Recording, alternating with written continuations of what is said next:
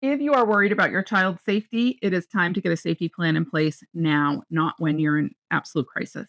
My name is Amanda Sidell. I'm a licensed clinical social worker. I'm an inspired coach for the Inspired Consulting Group, specializing in parenting support, specifically parents who have children who are struggling with their mental health.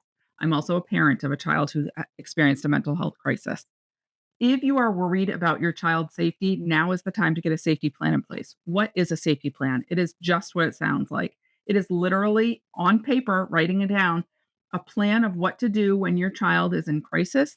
Um, it can include many different things, but some of the key components it should include are how to identify when your child is starting to go into crisis and what can you observe, and then what do they experience.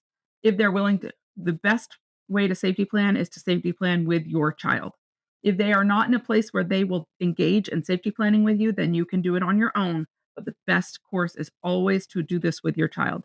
So, what are the behavioral observations that you can observe when you are when your child is starting to struggle, and what are the internal experiences that they can identify by observing or identifying those experiences early? You can then intervene with a coping skill. So coping skills and strategies should also be on that safety plan.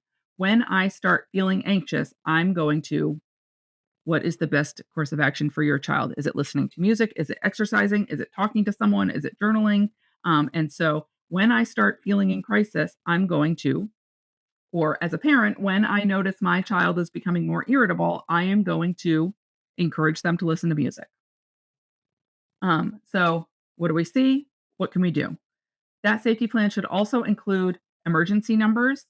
So if it's an emergency, who am I going to call? Including crisis hotline, which is the crisis and suicide hotline is 988. You can text 741-741, or you can always go to your local emergency department.